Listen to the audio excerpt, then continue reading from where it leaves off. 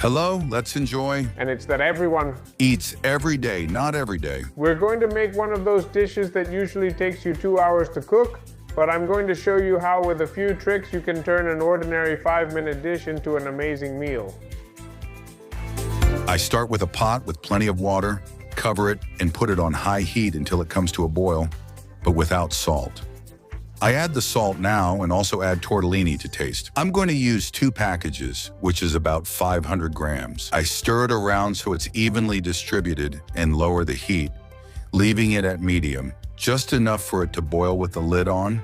And once it starts boiling, I count 15 minutes, which I use to cook something else at the same time, and add some flavor to the dish. I take 45 cloves of garlic and slice them. Then use a large pan with a splash of oil. Once this is on medium heat, the oil will warm up and we can add the garlic in. We're going to let it cook gently until it starts to turn golden. It's that simple and that easy. Once you see the garlic looking nice with a bit of golden color around the edges, we add bacon to taste. I add about 150 grams, but you can use more or less depending on your personal taste. The idea is to have it in the same pan as the garlic and stir it around from time to time, so it releases its juices and browns a little. Remember to stir it around, otherwise we'll mess it up.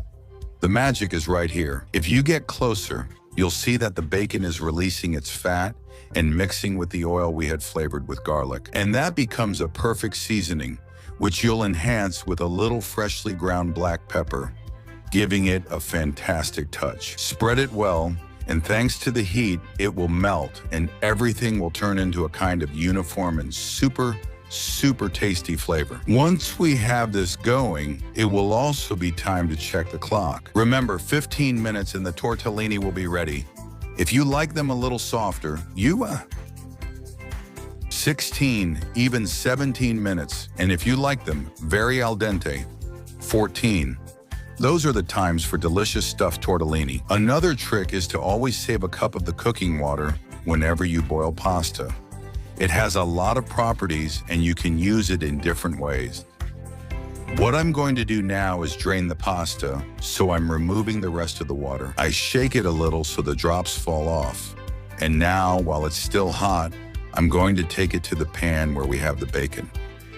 All that's left is to mix so the sauce, the magical shine we've created with the pasta, and the heat all come together. So just a minute, stirring it around and making sure everything is mixed together with the bacon, the garlic, the tortellini, all combined. It's hard to believe that such simple ingredients combine so amazingly. What I'll do now is set it aside, serve, and enjoy, because we have this amazing pan of tortellini with bacon ready. Serve a nice plate and top it, as always, with whatever you prefer, a little sauce or some grated cheese. Yes, that's what goes best with pasta for me, because it also melts a bit with the heat. A truly winning combination. Excellent.